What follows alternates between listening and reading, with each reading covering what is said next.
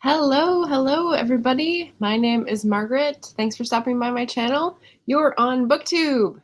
And I see we've already got a couple ladies of the future joining us today. So welcome. You're ahead of me in time, but I can still say good morning because it is only 11 o'clock here at Taste Life Twice Central. Oh, and I just saw Jim pop up as well. Greetings. Hello. Shannon saying, winner, she got to be first and she made friends with the like button. Much appreciated. So what are we here to do today? Let's see. Let's get this banner up. Let's get this show going. This is my March wrap-up of reads, and I figured it worked for the TBR for April, so I'd try to do this sort of thing behind me again. And then I've also got overlays for my audiobook reads. Spoiler alert, I did not get to an ebook this month. There were a lot of reads, but no ebooks. So I've already failed on one of my monthly goals. Oh well. So what do I usually do first? Coming attractions. So I'd like to let you guys know what's going on since we've had a little bit of a kerfuffle with scheduling. Saturday is when we have changed the time for our karaoke kickoff. So it's going to be Saturday, April 9th, 3 p.m. my time, 6 p.m. Eastern. So if you're up for karaoke, it is now another Saturday night affair, a little earlier because things happen. But that's going to be fun. We're going to have plenty of slots for people to come in if they've got their video ready. Because of the lag, the best way to do it is for the person singing to have the video playing, and we can help you through the screen share process. But yeah, so that should be really fun. Vera and I are also coming ready with a few of our own songs, in case people are shy of the microphone, which I can't imagine at all. But that should be fun. Just sort of author tubers hosting karaoke, but everyone's welcome because it's fun and it's a good community builder, and singing is cathartic. So why wouldn't you grab that possibility? All right. And then the other big, fun, fabulous event I have coming up is the author panel for April. So as you might know, I try to do a themed author panel each month with some of my friends from the traditional or indie pub world. And this month it's going to be with trad pub folks over in historical fiction. So since May of the Moderns is next month, I thought I'd do some warming up of those early 20th century vibes. And I've got people who I know who have written books in the first half of the 20th century, historically set in the first half of the 20th century. So that is my friend Jenna Blum and my friend Rachel Barenbaum. And she just released a book called Atomic Anna, which is blowing the New York Times away. And my friend Tracy Anderson Wood, who's been on for The Engineer's Wife. So I'm very excited about that this Sunday at 11 a.m. Pacific, 2 p.m. Eastern for those living in the future in that time zone. So hopefully I can get them a good audience and people can come with good questions to just get us thinking about themes and whatnot for modern set books. What have I got? I've got a question for everyone. Did you notice that there was a new thumbnail style? Was it better? Was it worse? I just thought I'd ask that because I switched it up and it looks weird to me because it doesn't look the same, but I don't know if it was actually looking better weird or worse weird. So if you have an opinion, let me know. And so besides this, I'm also going to be going from least liked to most liked. And of course, a couple are sort of tied, but I thought I'd try this new format because that was the best way to organize it. Because I'm actually starting out with a DNF this month, or not this month, but in my wrap up of last month. So let's get started with that, and I'll see if anyone has opinions on the thumbnail. So, boop-a-doo. What is my least liked book of March? Anyone guess? Dude Bros! All right, well, this is The Future is Faster Than You Think, How Converging Technologies Are Transforming Business, Industries, and Our Lives. I did not finish this. I got to 23%. And I had a couple quotes. I think I wrote down 3 different things, which it took 10 minutes to try and find my notes on, and I finally did. Because it's already been uploaded and it's a screenshot and which computer is it on, blah, blah, blah. So I did find my notes for this from like over a month ago, which is a miracle. So I say, what are they doing about securing the land on which the new story buildings are being built? So like one of their solutions was like housing homeless in buildings or something, and then they're not securing the land. So it's still not secure housing, secure tenure, as I said in my master's studies essays. Also space inequality. Who gets to go from Cleveland to downtown New York City for a meeting? That was one of the things that they said would be the wave of the future. And I was like, yeah, but who gets to do that? And then they were also talking about the coldest pipe in California, because someone had managed to like create this like coldest spot in the universe type Kelvin experiment in California. And my question was, and you're heating up how many other things to make that cold, and how effective or useful is that? So I finally give up after like having too many points of frustration. And if anyone else thinks that this has value, just, toss your coins in the fountain. Toss a coin to your Witcher. Let me know what you think, because I could not take the tone and the, what's it called? Entitlement, maybe?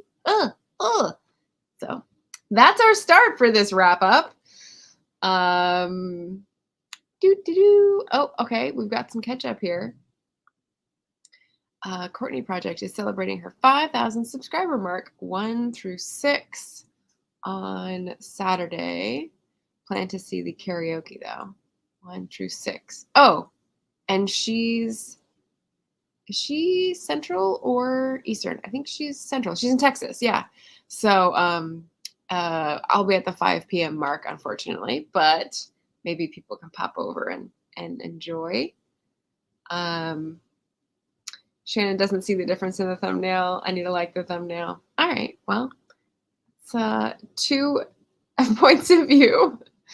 Second question, your most intimidating April read? Because I just did my TBR. I'll pop that up there. And I've got a lot of, not intimidating, but thick chunkers. So feel free to pepper this with your misgivings about April.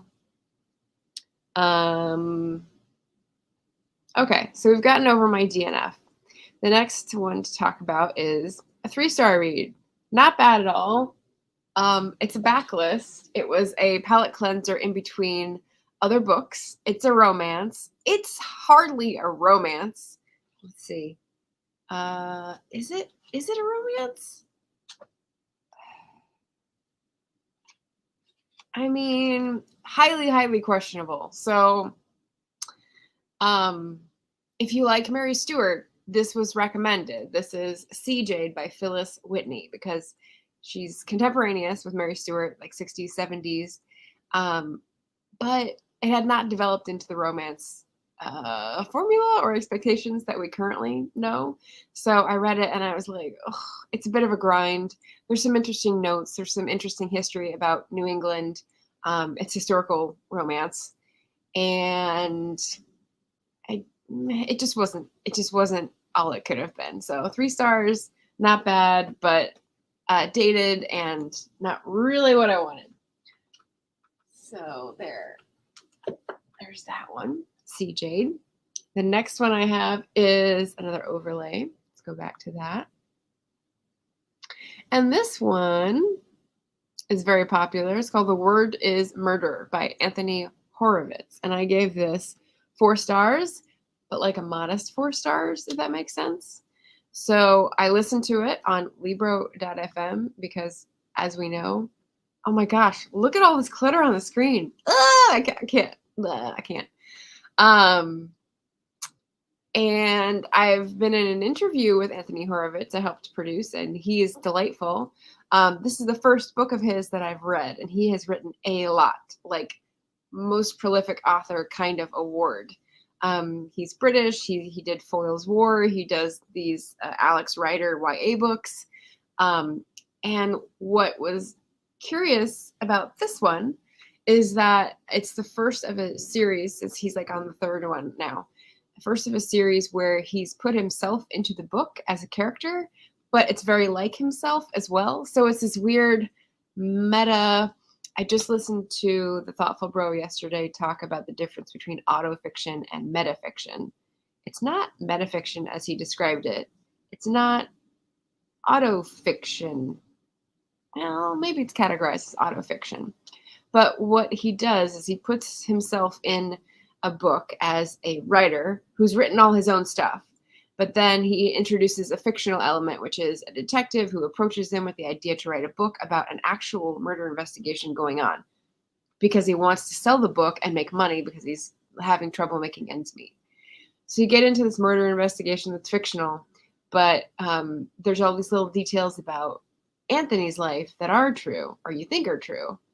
And it's just a little metaverse, a little strange, very clever in some ways. And there were a lot of like, not Easter eggs, because I wouldn't recognize Easter eggs because I haven't read any of his other books, but like nods to an author about their own work and their own lifestyle. And definitely if you're an author and you've been through like publishing, there's some funny publishing stuff which you would get as like inside jokes. But I don't know. The tone by the end of like the whole affair, and whether it was something that he wanted to proceed with, it felt a little staged, a little self-satisfied. So 4 stars, because very well crafted, very smart, very clever. The investigation was interesting, but it fell a little flat at the end because of the narrator voice and the investigation solution. So you may like this. I may like the next one's better, but that is my next read. Dune. Oh yeah, Shannon's reading Dune, so that's an intimidating April read. Yep. Barrett's here. Hey, Margaret. Hey, Barrett. Once again, I already popped your name in there about the Author Tubers host karaoke on Saturday at 5 p.m. So we'll be in the last hour of Courtney Project's stream, but she's got like a monster stream, so maybe people will be taking breaks or watching multiple videos. What do I have next? I have SEGU. So if you've followed this channel for a while, you've seen this a few times. Why? Because I started reading this in December. It's big. It's big, thick, and it's big trim size. Look, it's bigger than my head. It's like almost twice as much as my head. And picked this up used. Buddy reading it with Bria of the channel Bria, which has now been condensed to B, because I don't think she wants to be found on YouTube for some reason. But so I tried to get in touch with her yesterday because I was going to talk about this and see if she wanted to do anything, but it's a lot. It's one of those books that there's just a lot of content. There's a lot of history. There's a lot of action. There's a lot of characters. I got a little lost, and it also goes through time. So I was just on L loves to read. L thinks. Wait, there's 2 L's and I get them mixed up in their channel names. Anyway, she just read Kintu, and I said, it sounds like this, except that has a modern element looking back to ancestors. And so this does not. This starts out at the turn of the 18th century and then takes us up to like 1840-ish. And so 3 generations of folks living in SEGU, which is in West Africa. And I think, so what Elle says is that she had a mismatch of expectations. And I think I don't think that influenced my enjoyment of the book, but it did have a mismatch at the beginning, which was I thought it would be more about first contact type of setup. But what it was is like the spread of Islam and how that affected polytheists or animists that were in this part of the country, this kingdom, and the struggle for power and the family relations. And the characters travel all over. They travel to the north to Fez, to the west to Brazil. Like, they go everywhere. They kind of sample the century in the 50 years that are covered in this. But there's a lot. And so having spent so much time reading it, I sort of did get lost because I didn't keep all the threads in my head. So that's unfortunate. But it was highly informative in terms of historical detail about the family systems. I think that was the most valuable to me. I've got lots of interesting quotes up here, like nothing really that stood out that was bad. The writing was really, really great. This is by, Maryse Conde, and it was translated by Barbara Bray. So I always forget to say that. And yeah, I mean, I'm not going to go into detail about all of this, but the things that I turned down the page for on top here that I appreciated were mostly things that I can see, like a glint of the eye pointing towards present tense, or at least the last 30 years. So looking forward, seeing how people see each other, seeing rivalries change, seeing values evolve, that sort of thing. And I really liked that. So I liked little bits of it, but it was a little much for me just in terms of scope. I think in terms of intimidating reads, I'm glad I did it, but it was kind of like a piano falling on my head. It was a lot.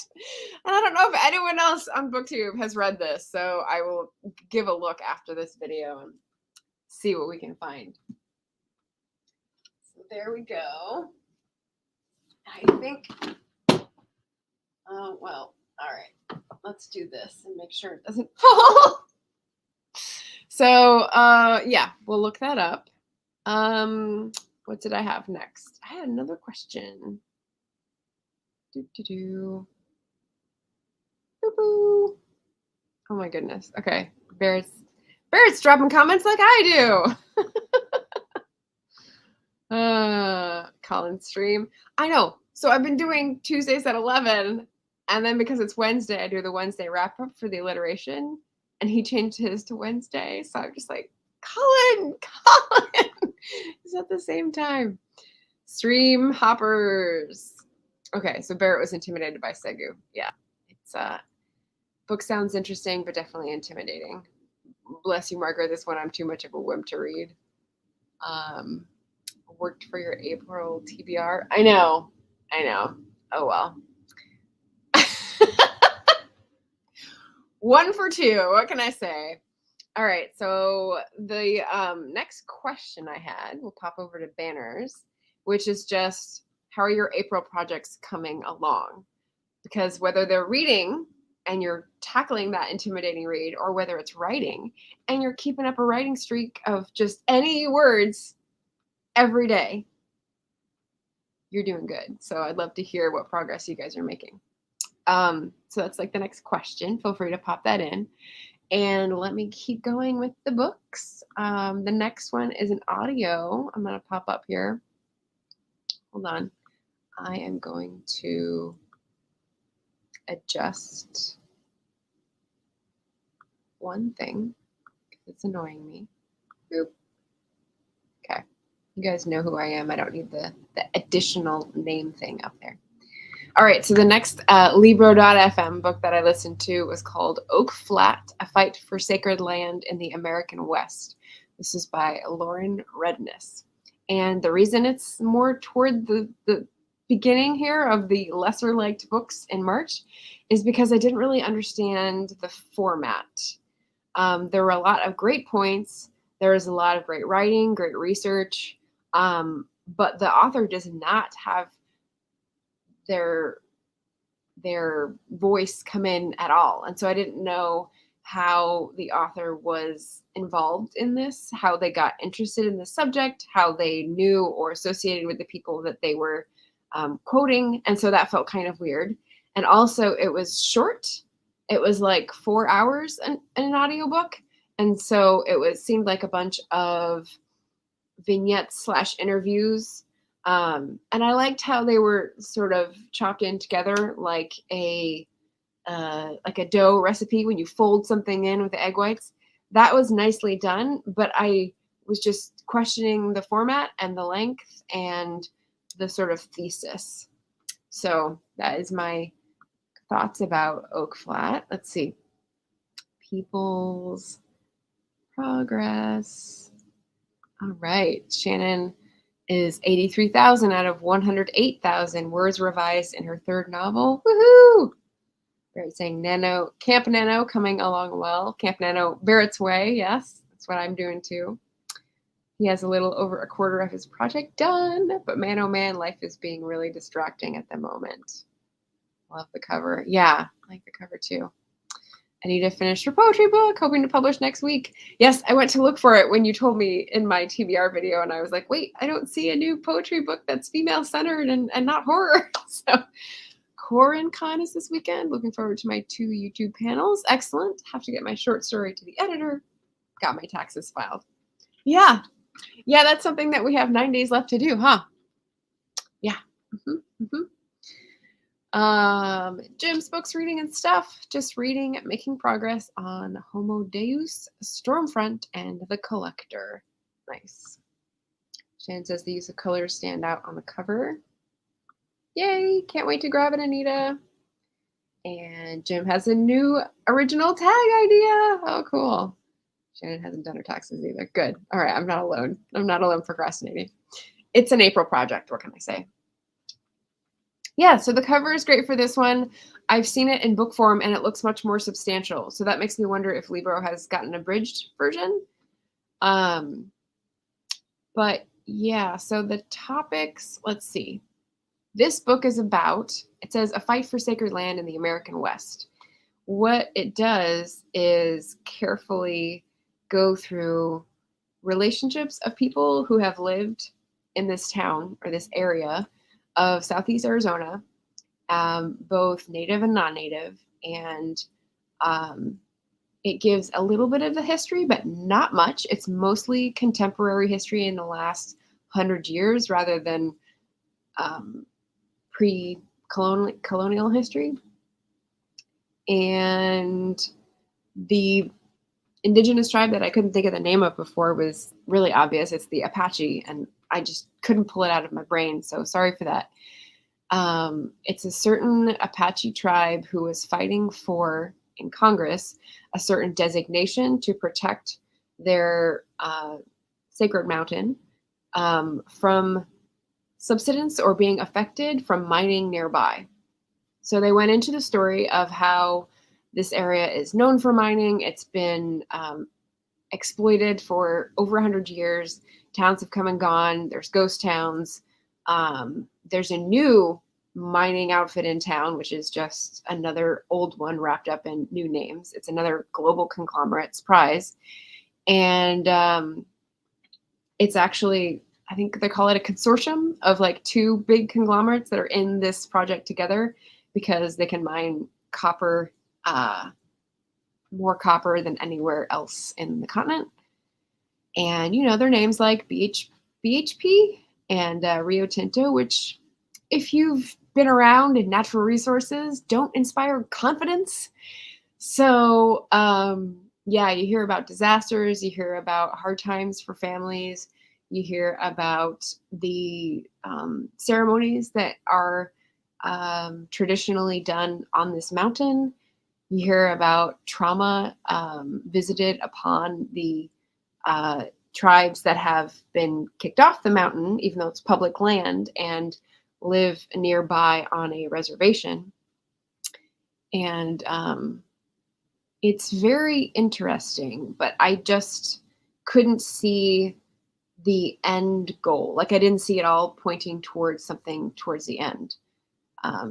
there was a rousing finish that was very emotional, but again, the short format and the lack of the author voice were things that I really wish had been pumped up a little more so that I could feel more settled. Although maybe they don't want the settlers to feel settled. Ha, ha, ha. That was a bad joke. Okay, so that is that read. And let's keep going. Marching up my list here from least to most liked. Garrett's an LLC, so he's loving that quarterly life, but I did our taxes back in March. I hate doing them, the worst. Oh, Lana Ex Libris, hello, Lana. Nice to see you here. People from way the other side of the world, it's difficult to find me live, so glad you caught me. All right, so let's take down the April projects and get back to the next book, which is one of the ones for the Irish readathon. That is The Tainted by Cauvery, Madhavan. I heard it was pronounced. So that is the book. I've got a buddy read, which I'll pop up here. I read this with Maria of MH Books, and we had a fun discussion right after St. Patrick's Day. So that is kind of where I will direct you to for all my notes that I went through. We talked a lot about the racism in this book. This qualified for the 1920s and written by a person of color. This is a person who immigrated from India and has lived in Ireland long enough to have a thicker Irish accent than Maria has herself, Maria said. But it's a very feted book in Ireland, so I was very happy to read this as part of the Irish Readathon that is hosted by Aoife of Words of Clover. So, and she was on the channel earlier, so if you haven't seen that, you could check out Aoife on the channel. But The Tainted is about a dual storyline, one in 1920s.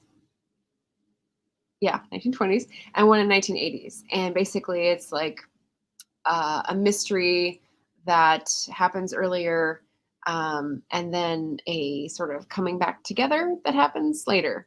And I won't spoil anything. I definitely use the spoiler alert banner on our buddy read conversation. But there's lots of casual racism here that is very pointedly done and very intentionally done. And we really liked this book. Let's see, I gave it a four stars. I'm a little more enthusiastic than the Word is Murder 4 stars because it's the setting that I like. It's the diversity that I'm looking for in a read. It's the dual storyline, which I do love, and lovable characters. So yeah, very good. Put that one in there.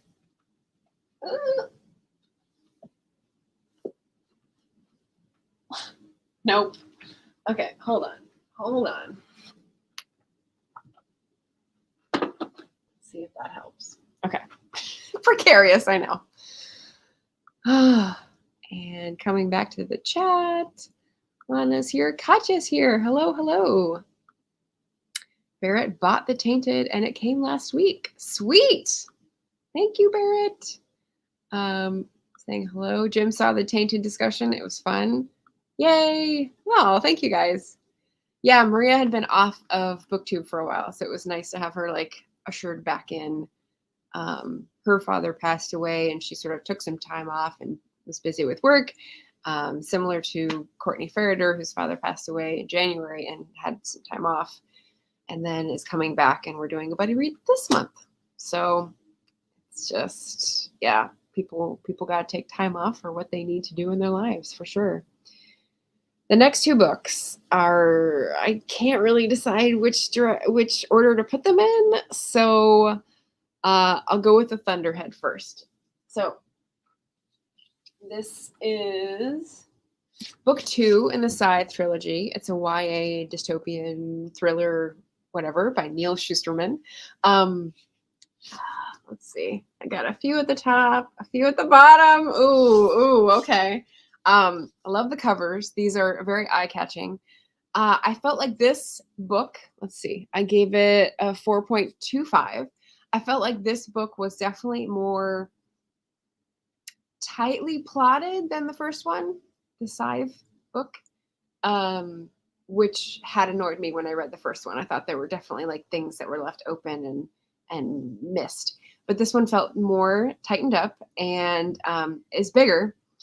There's a lot that happens. There's the two characters we're following, two young people. One is out and famous and struggling to fulfill her role, and one is secretly in hiding, trying to figure out what to do with his life now that he's like proscribed from society. And then we also have secondary characters that come up that are maybe sympathetic, maybe not. It veered into some of the you have more characters doing the same things problem that I picked out in what was that book that we read together? Sisters of the Raven. That was one of the things we pointed out for book club, is that there were like two each of every character performing duty, and so it was just like you didn't need them. You couldn't tell them apart, so you didn't need them. I think that happened a couple times in here, not as much as in that book. But these are definitely page turners. The format is very interesting and innovative. You have the different POVs, but then you also have the POV of the Thunderhead, which is basically an overgrown cloud computer. So it's the AI that has evolved from the cloud in like 200 years or whatever, when death has been conquered, people are immortal, but you know, the AI separates itself from humans who make the decisions of who to kill to maintain a balance. So it's interesting. I've read another of Neal Shusterman's books called Dry, which was a page turner for me. I could not put down. I've heard other people who didn't like it, who didn't think it was very realistic. And I was like, it was too realistic from a Californian in Southern California, about like what happens if we lose water and like people basically turn into zombies because they can't deal with the non-convenience and the scarcity issues. So, and cooperation, like we're not very good at that either. So he has a really great page turning style. He's got commentary on social dynamics, which is interesting here, definitely. Some of it's pretty blatant and some of it is more subtle. So I like that variety. And yeah, 4.25.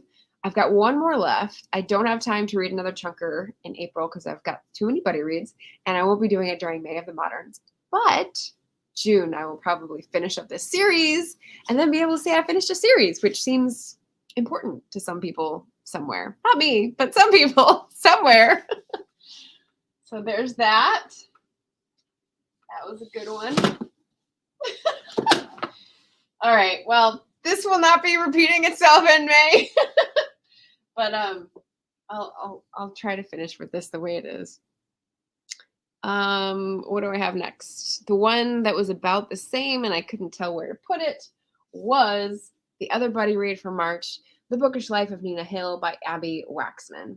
And this is a nice palate cleanser. It was so nice to read. It was like a cup of cocoa and a fuzzy blanket to read. So if you are looking for comfort reads, I would definitely recommend this, especially if you identify with me, because similar reading tastes. Let's see.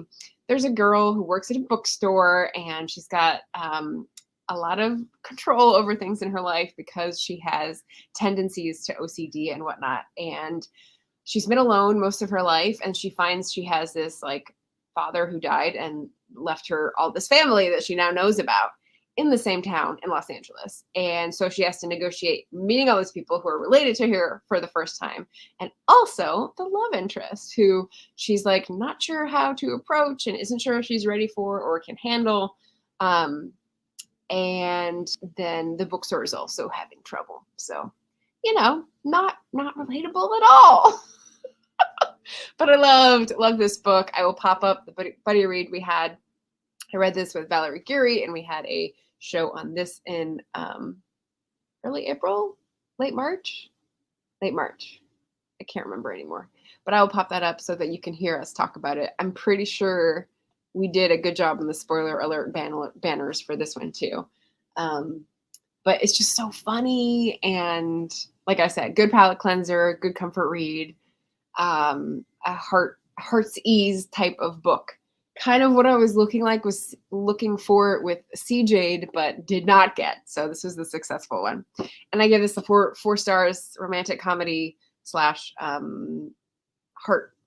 full of heart. So yeah. All right. Moving right along here. Then I've got my final 3 and the one that's to be continued. Chance is loving the juggling act. Thank you. And love the cover. Yeah, it's nice and bright. It's definitely like screaming beach read, right? So my top 3 all kind of in together include A Ghost in the Throat by Doireann Ghriofa, who is obviously, that's like Irish Gaelic. The other book for my Irish readathon prompts. And this is, I can't remember what the prompts were anymore. I didn't get them all. I wasn't really trying for them all, but I think both of these hit 2. And the one I missed out was a children's book because I couldn't find an Irish children's book. But this is not what I thought it was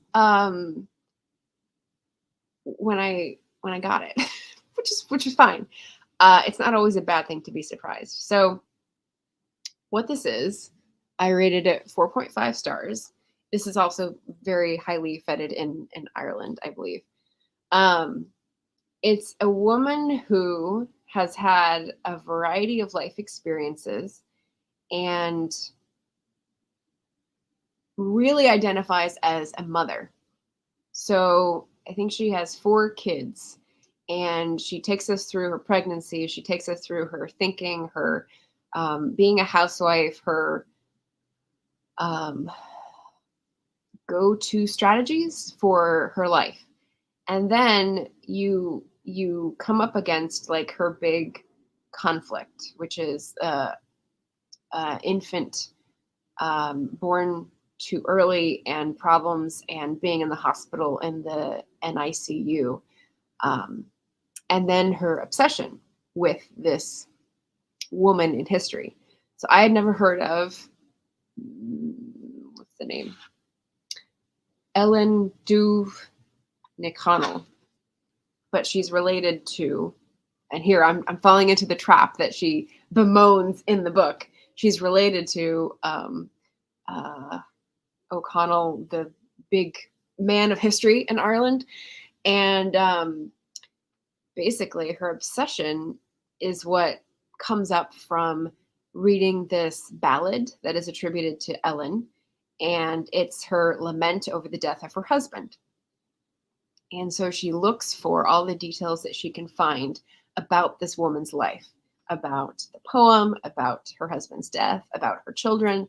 She tries to find like everything around this woman to get little hints of her life, because she's very frustrated that women are erased in history and their own stories are not considered valuable in Ireland and elsewhere. And so we get a little bit of her obsessing. We get the translation at the end, which she translates from Irish Gaelic. We get her reflecting on the sort of full circle stuff in her life that brought her to this woman's story in history and why she needs it so badly. And different decision points in her life, like when she went to try to be a dentist and it didn't work out. And, you know, there's some interesting like serendipity points in her life when she's explaining. And it's not really an explanation. It's just like, this happened and this is related, and draw your own conclusions. So it's a beautiful writing style. It's very dreamy. It's almost like poetry. I like how she talks about how she's not academically qualified. She just had this obsession. She researched all this stuff. There were people who helped her along the way.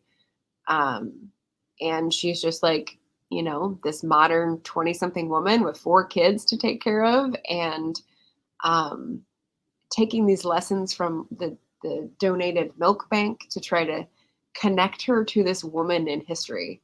And I'm just like thinking about this going, wow, okay. The Bookish Life of Nina Hill is about a modern woman who is obsessive, but not like this. So, yeah, just a different type of person that you can read.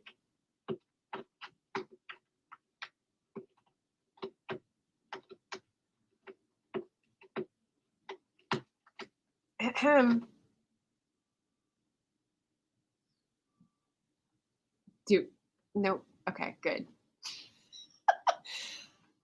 I thought he was going to jump up on the table for a second. So yeah, so obsession and all this neat stuff. So there you go. Ghost in the Throat.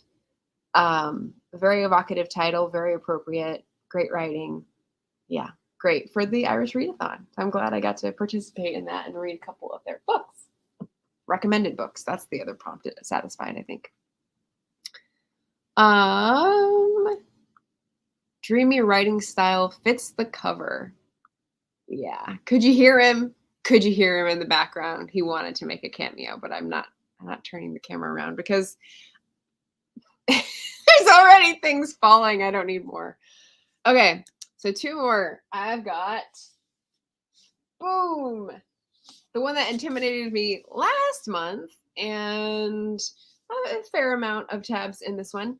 This is CASTE, The Origins of Our Discontents by Isabel Wilkerson. And I just listened to, oh, shoot, I was going to get the link for that. I just listened to The Problem with Jon Stewart, which is a web series. And he had a, I guess, 30-ish minute interview with Isabel Wilkerson. And she had brought up a lot of the examples and interesting things that she highlighted in this book. I started out listening to Oprah's interviews and the 8 pillars, which was completely misleading because it's not what you get when you read the book. And I don't even remember there being pillars. No, there are. Okay. I do remember pillars. They just didn't make sense to me completely as separate entities. So I read through. There's definitely, content warnings for violence and cruelty in this book, but it's history, so prepare yourself. I often will read in the morning or while I'm eating lunch, and when I read this when I was eating lunch, it made me sick, so that's a fair warning. But it's a small part of the book. It's maybe a chapter or 2, and there is a lot of analysis and narration and personal experience as well. And it's a very worthwhile read. So if you've read The Warmth of Other Suns, which I did first a couple years ago by Isabel Wilkerson, that was structured as interwoven stories of 3 different people who had moved from the South to the North,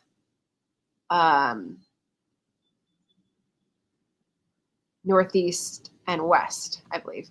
And there was some analysis, but it was self-consciously trying to be neutral and not comment on people's own experiences, kind of like people don't want to rate memoirs on BookTube, which was interesting. And this is more of, here's my personal story of diving into this really powerful lens to view our history. It's powerful because it's obvious, and it's necessary because we're fighting about it. So to me, and the interview helps with this if you want to take the shortcut and not read the big chunker. Jon Stewart and Isabel Wilkerson were talking about the one of the draws for the book as a lens is when we hear the word caste in America, we think of India, or at least I do, and the Dalits and the struggle for breaking out of a thousands-year-old system where you are born determines how far you can go, because that's pretty much the opposite of the American dream, where anyone can make it here is the adage. But, and I was talking about this with a friend yesterday, it's a big, fat lie. And here in America, it's up for debate whether it's worse, having a system where you're not allowed to move up or down, or whether you have a system that says anyone is free to move up or down. But behind the scenes and in all of the systems and institutions are mechanisms that belie that as a truth and make it impossible. So it's just gaslighting. It's making people feel like they should be able to succeed, but they can't because everything is set up against them. And so that's why I think this is a valuable lens to look at American history. And so we think of India, but the interesting sort of shocker to lure you in is that the Nazis and Nazi Germany were also looking at ways to keep their populations down that they didn't like, such as Jewish people and gypsies and Catholics and homosexuals. And those are the names that they used at the time. So I will repeat those. And they looked at America, at the northern and southern, or basically caste separation, and said, that's a little strict. Let's see what we can do that's a little bit different. Like, literally. So she goes into a little bit of the history of the Nazi caste system attempt, which is short-lived. The American system, which is longer, but less conscious of itself, and the Indian system, mostly not historical, mostly talking with people who are now outside that system, criticizing it, and how hard it is to free your mind from that mindset, because caste trains everyone to think a certain way and expect certain things. I don't know why I keep holding this up. I can put it down. But yeah, so that's 4.5, 4.75.